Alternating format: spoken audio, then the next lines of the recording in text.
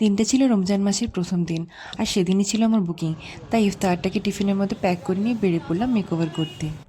যেতে যেতে একটু চিন্তা হচ্ছিল যে মাগরিবের আজানটা রাস্তার মধ্যেই না দিয়ে দেয়, তাহলে রাস্তায় দাঁড়িয়ে আমাদেরকে জলটা খেতে হবে, তখন ওইদিকে আমার টাইমটা ওয়েস্ট হবে। তো যাই হোক, তেমনটা হয়নি। কিন্তু যখনই আমি ওখানে লজেতে প্রবেশ করি, ওখানে প্রবেশ করার পরে রিসেপশনে যেমনি আমি এন্টার করছি, তখনই আজানটা আমি ওখান থেকে শুনতে পাই। আর আমি জল খেয়ে আগে আমার ফাস্টটাকে ব্রেক করি, তারপর সোজা পৌঁছে গেলাম ওনাদের রুমে। এখানে তোমরা দেখতেই পাবে আমার ইফতার একেবারে ঘেঁটে হয়ে গেছে। খাচ্ছিলাম ঠিকই, কিন্তু কোনোটারই প্রপার টেস্ট আসছিল না। খেতে খেতে ঝটপট করে ওনাকে ওনার লুক রেকমেন্ডেশনের ব্যাপারে একটু জিজ্ঞেস করে নিলাম। লুকটা তুমি মানে কিরকম চাইছো?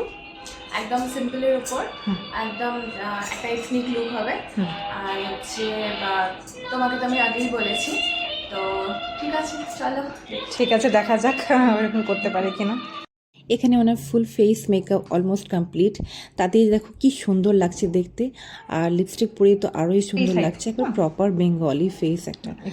আর তারপরে আমি শর্টপট করে কাকিমাকে সাজাতে লেগে গেলাম। কাকিমার যে স্কিন ছিল, মানে একেবারে মেকআপ লেয়ার বসাচ্ছি আর স্কিন একেবারে পুরো সেভ করে নিচ্ছি, এত দারুণ স্কিন। এবং এই এজের মধ্যে জাস্ট অসম, মানে এখনও আমি বলবো, মানে আমি এখনও পর্যন্ত এরকম মেচুয়ার স্কিন এত সুন্দর কিন্তু পাইনি।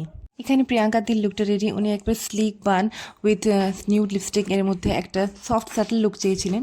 আমি ওনার একেবারে পছন্দটাকে মাথায় রেখে লুকটা ক্রিয়েট করেছি। এখানে কাকিমা এবং প্রিয়াঙ্কাদি দুজনের ব্যবহারই অসাধারণ। আমি অনেক জায়গায় গিয়েছি, তো অনেক ধরনের এক্সপিরিয়েন্স হয়েছে। তাই সবাইকে বলবো মেকআপ আর্টিস্টদেরকে একটু মানুষ বলে ভাবুন। আমরা কোনো মেশিন নই বা সোনপারিও নই যে যাদেরকে ছাড়িয়ে একেবারে ঘুরিয়ে দেবো আর একবারেই মেকআপটা হয়ে যাবে, বা প্লাস্টিক সার্জনও নই যে প্লাস্টিক সার্জারি করে মুখের সমস্ত ফিচার্সকে চেঞ্জ করে দেবো। এগুলো একটি নর্মাল ব্যাপার। এই নর্মাল ব্যাপারগুলো একটু বোঝার চেষ্টা করুন আপনারা সকলে।